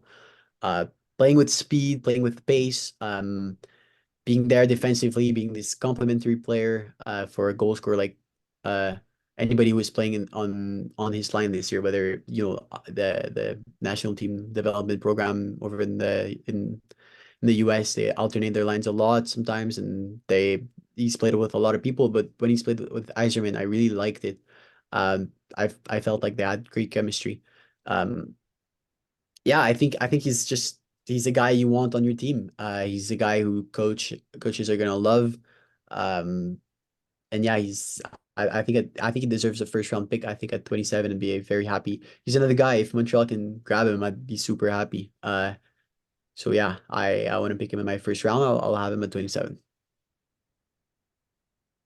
Again, as we're talking about, there's these different, projections, these different spots you want guys to fill in. And for the Carolina Hurricanes, I think adding just a useful utility player is going to be important. Again, you look at I use the comparison where it was when we talked about Tarek Parasak, where he's a guy that can totally play on your third line or fill in the top six if you have an injury, second power play unit kind of guy. And I see a lot of those same qualities out of my number 27 player, which is Yegor Shurin, who played this season at Yaroslavl's MHL team. Skating solid, his shooting solid, his passing solid, his puck handling is good, his physicality is good. It's a master of none kind of guy, but he is very competent in every part of the game. I really really like his work ethic. He's someone who's I kind of see as being like a good team's third liner, like I said about Parasak, where he can fill in up and down the lineup. He's got enough skill to keep up, and to me, again, we've said it enough in the over the span of these two episodes now, where the transitional game in the NHL is just becoming more and more important. Well, to me, I love this guy in transition. He's so good when he gets that puck on his stick in the neutral zone and just finding a way to drive it in. Again, MHL competition maybe is making him look a little bit better than maybe some other scouts are going to think he is. But I totally think this guy um, played so well in that league this year for what I wanted him to do. More than a point per game average, but to me, it's not the scoring that stands out. It's what he can do for your team when it comes to just driving the puck into positive areas. What do you think about Shurin? Is he going to pop up at the end of your first round? Because reason I ask is just because I know that there's going to be lists where he's in the third round, and I got him sneaking into my first.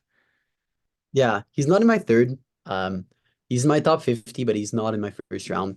I like him a lot. I question the ceiling. I'm not sure if there's true upside.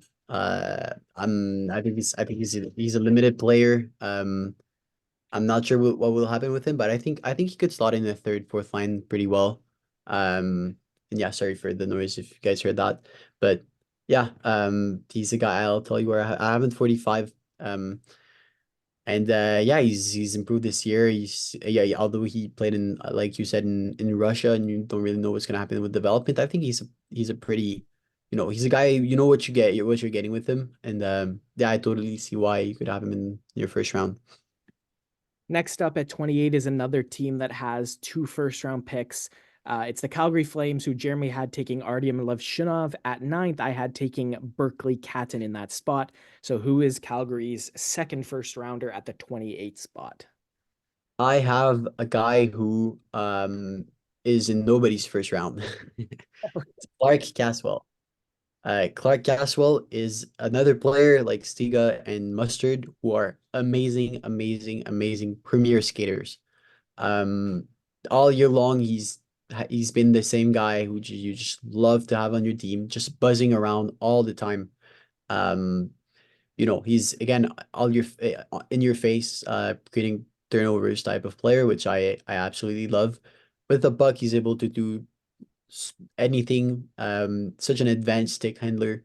Um, he's a play connector in transition. He loves to facilitate his line mates' job by just being the first guy on the puck all the time, putting pressure. He's so good at putting like a bit of ghost pressure, like just not necessarily doing something dangerous, but because he does it so quick with such speed and such intensity, uh, it spooks other defensemen. It makes them stress and kind of be defensive, and that's why you then have your sniper on your line just have some time and space and wire a shot. He's that guy who's going to create space for you. He's going to create uh, time. He's gonna allow his teammates to be better, to have better chances at doing whatever they want. And yeah, he's that's the best word to describe him. He's just buzzing around all the time, and he's a guy I absolutely want in my first round. So there you go. Yeah, I have him at 28. My number 28 is one of the guys you rattled off when we were talking about high-end second round players we really like. It's defenseman EJ Emery from the US National Development Program. Such a good play killer, man. Again, like his neutral zone defense and his ability to shut down the opposition is so good.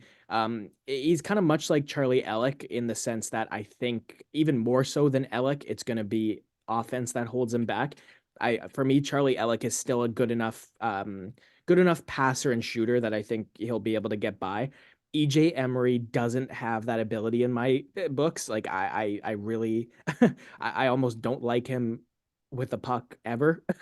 But he's so good defensively that to me, like the offensive skills, I think the offensive skills are going to come in terms of being good enough. I don't think he'll ever be an offensive defenseman or a power play guy or anything like that. But when he adds more puck moving skills, I think you've got a surefire top six defenseman out of him. It's just going to be whether or not his offensive game and his ability on the puck is going to catch up with it. But if it does, you have an amazing shutdown defenseman, and you're getting him not that at 28. And for the Calgary Flames, being able to roll the dice on that is a luxury they've earned through being able to pick up defensemen in trades. Like they have Hunter Brushevich from the Vancouver Canucks in a trade. They got Daniel Miramanov from Vegas. Like they've prioritized picking up D-men, and I think if they go like in my draft, I've got them going Catton at 9. I think if they leave the first round with Catton and Emery, they got to be happy with that. Dallas Stars, 29th overall. We're into the conference finalists now. Well, I mean, two of them traded their picks away, but Dallas and the Rangers didn't, so it's Dallas at 29.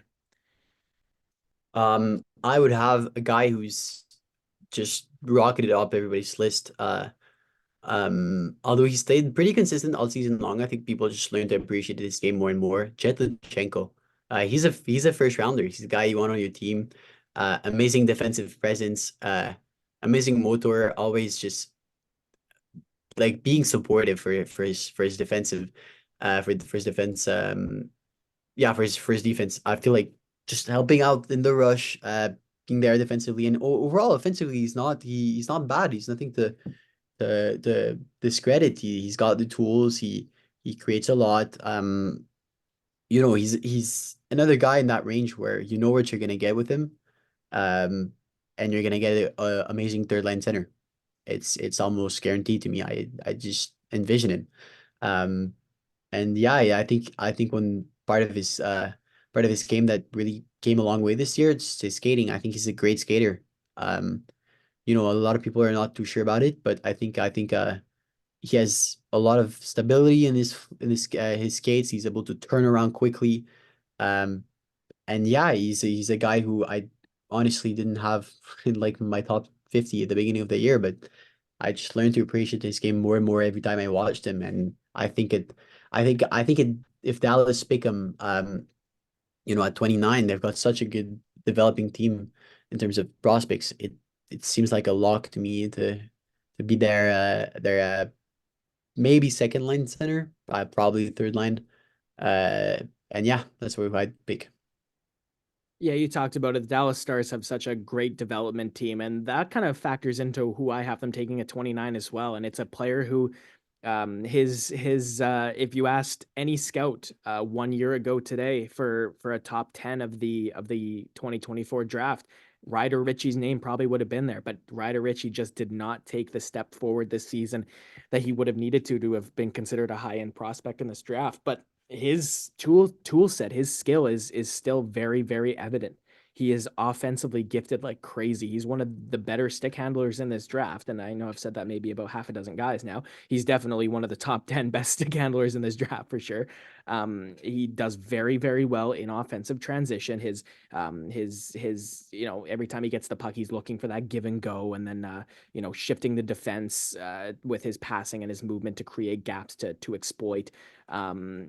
He's good when he steps in over that blue line. Like I said, talking about Huberto, talking about Pedersen, he's good at finding that pass when he steps in over the blue. He'll slow up, he'll stop up, and then the pass is there and he makes it. Three things concern me with this player. Number one, I don't like he doesn't read the play defensively very well to me. Either that or he just, the effort just needs to be a little bit more. Number two is the trajectory. I know he dealt with injuries this year. He was playing on a kind of a subpar Prince Albert team, but I think that he's a guy that you really wanted to see him take a step forward this year, and he definitely didn't. So that's kind of why I'm thinking, the Dallas Stars development team gets a hold of this very raw, very high potential player that he could make him into something special. Number three is the skating. Much like Tarek Parasak, actually, in this category of player where I think it's a very highly skilled winger that just needs to improve their skating a little bit. It's not terrible, but he needs to become definitely more explosive. Like you called it separation speed at the beginning, talking about some guys, and I definitely think that needs to come into his game a little bit. Number 30 is the New York Rangers, a team where, if you want to talk about good developing of the Dallas Stars, maybe have had the opposite track record of late. So what player are they going to take at 30 to try and Yeah. beat us? Yeah, let's fix this. Let's give them a player who's going to be an NHLer. NHLer. He's also, I forgot to mention, but I tend to value a lot in my rankings when players are young, when they're born like April and after, because it does make a difference, especially in the like after top 20, let's say. Um, it's such a fun thing to do, but you go back in like any draft, I don't know, 2015, 20, whatever. And you look at the guys that are third round, fourth round, fifth round steals, they're all born April and after, like pretty much 80% of them. It's really a thing to look out for. I think age plays a pretty big part in how you view a player. So I was going to say Mustard and Luchenko are two guys who are very young this year.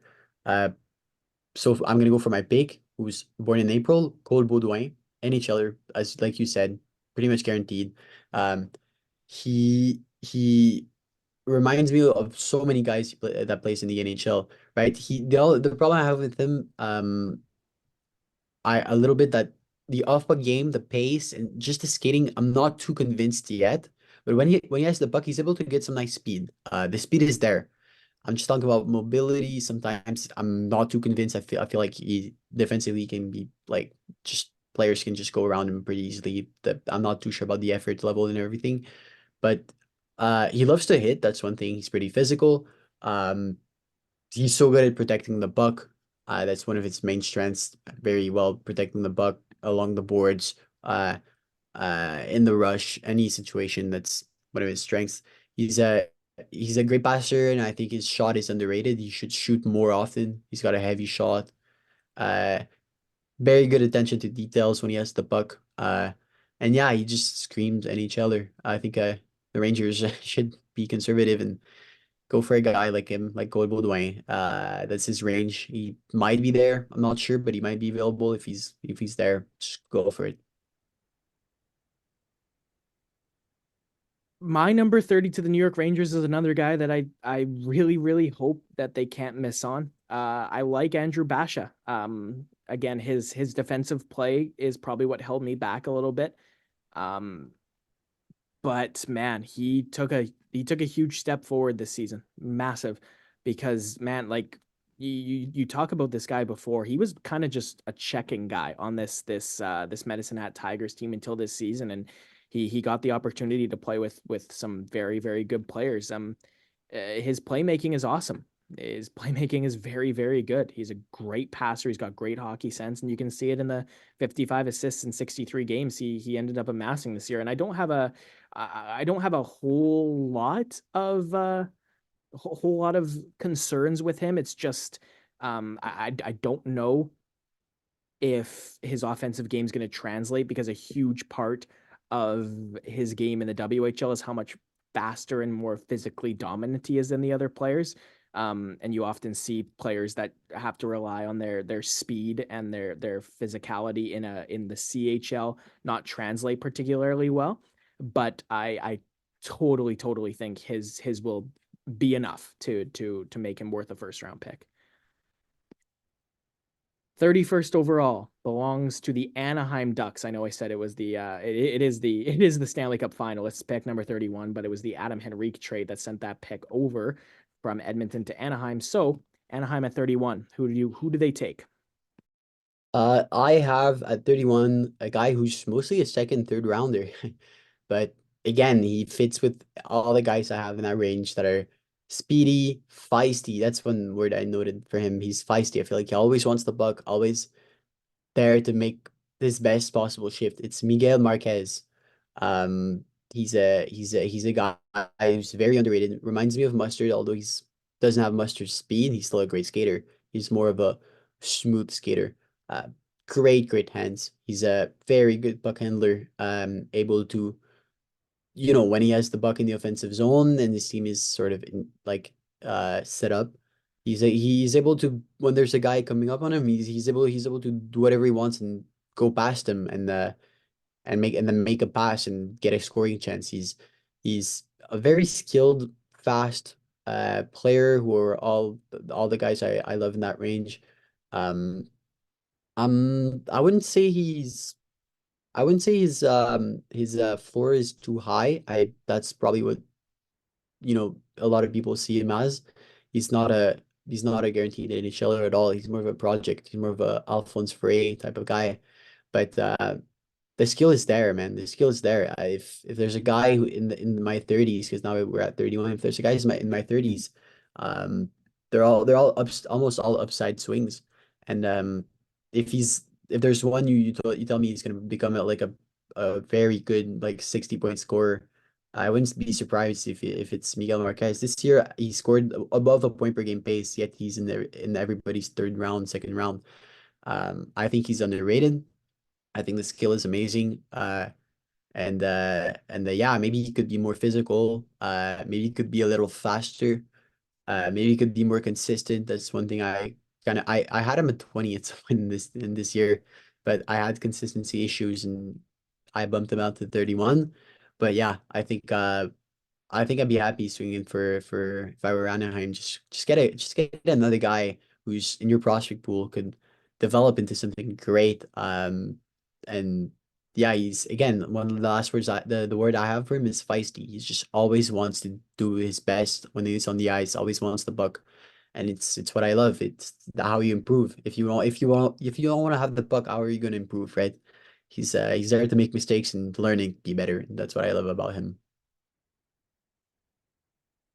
My number 31 to the Anaheim Ducks is, I believe you had him at number 23, Teddy Stiga. Quite a good bet, I think, at this point in the draft. Like, he probably is up near the top of the list when it comes to most improved prospects, which I've talked about before. That's always something you want to see is growth. It could be year to year growth, or it could be start to the season to end of the season growth. And I think Teddy Stiga completely embodies that. He's, it's not like he does anything at a very super elite level for me. But his playmaking ability is good. He's got a solid shot. It pales in comparison to his passing ability, mind you. He's a very good passer of the puck. His hockey sense is good. Could be a little bit better in transition for me. He's often a passenger off the rush, but to me, there's a lot to like. And if again at number 31 overall, if you're picking a guy that has top six upside, you shouldn't complain about that. And I think he does. 32nd overall belongs to the Philadelphia Flyers. It was a trade for Claude Giroux a couple years ago that everybody will probably remember. So they got number 32 this year from Florida, thanks to them winning the Stanley Cup. Who do you think Philly takes the swing on at 32? Um, he's still available in my board, and like you said, not too long ago, he was regarded as a top 10 prospect entering the year. I had him at 9 in like October or whatever. I have him at 32 now, Ryder Ritchie. I think he's a guy who unfortunately was not able to really develop into into what was projected this year. He's kind of stagnated a little bit in his game. Um, his skating has always been decent. He's always had nice, he's been able to use his edges pretty nicely and kind of wasn't a problem, but I still expected it to be a little more smooth, a little more refined, and it didn't take the next step this year. Um, he has great vision, and there's a lot of stuff he does pretty well on the ice. He's a very interesting guy, but unfortunately, he just kept slipping on my board all year long. When I look at other guys I have in that range, uh, that kind of went by him. Like for example, the Bashas, the Boisvert, Michael Hage, Journey Shaw, everybody in that range, they just went past him because they were showing more. They were showing what I wanted to see from them. Richie didn't really do that all year, unfortunately, but I still believe in him. I still think he's around that first round caliber towards the end of the first round. I think at 32 it's a fair spot for him. It being Philadelphia at 32, I think they're gonna roll the dice on a defenseman, and I think they're gonna shoot for the stars. They're gonna go all upside on this one. I got Cole Hudson going 32nd overall to the Philadelphia Flyers. He's the younger brother of Lane Hudson, who is, as Jeremy and I have talked about, a Montreal Canadiens prospect, and quite a good one. And his brother looks an awful lot like he does, Jeremy. To be honest with you, I think the closest player comparable for Cole is Lane, very simply, and his escapability, his offensive ability, the way he can beat guys one on one with just a little body move and then an acceleration into space. Um, he does very very well in terms of just the edge work and the way he can cut away from players laterally, get past that first layer of defense, and his passing is excellent too. So in the offensive zone, he's amazing. Defensive side of Cole's game is never going to be his strength. Um, but I think it's good enough that he's going to be an effective NHLer one day. Defense has the world to grow, though. So last year as well, I just ran some names past you. Who do you think of my list of second round picks to watch has the most chance of sneaking into the first round? Now, I know you had Emil Hemming, Marek Vanacker, and Nikita Artemonov in your first round already, but I'll rattle off these names to you. Dominic Badinka, Sam O'Reilly, Dean Letourneau, Henry Muse, Harrison Brunicki. Out of these guys, probably Badinka. Yeah, I know you have Solberg pretty high. I think Badinka plays a similar game. He's pro ready. He's simple as that. Uh, I personally have him. I'll tell you where I have him. I have him at 41. A lot of the people I talk to have him higher. I think the upside is very limited, right? I see more of a fifth, sixth defenseman with him. Um, but like he could be ready next year. Maybe a little of a stretch, but he's pro ready. In Sweden, he was doing everything right. I think he's a guy who in the actual NHL and the actual draft that's coming up on Friday, he could be a first rounder, and I wouldn't be surprised. He's very advanced for his age. All right, everybody. Well, if you listen to these couple episodes either before the draft to get you prepared, or after the draft to hear our thoughts about who your favorite team took in that first round, or even in the second round, potentially anybody that might drop, as we're going to see hopefully a lot of cool storylines coming out of this draft on Friday at the Sphere in Vegas. I'll once again thank my guests so much. Jeremy Plord, thanks so much for giving us your time. I'm very, very content to make this an annual thing in our podcast. We had so much fun with you last year, and this was awesome again this year. So thanks so much for coming on. For sure, it was fun. All right, without further ado, thank you so much for listening, and let's roll that outro. Bye, guys.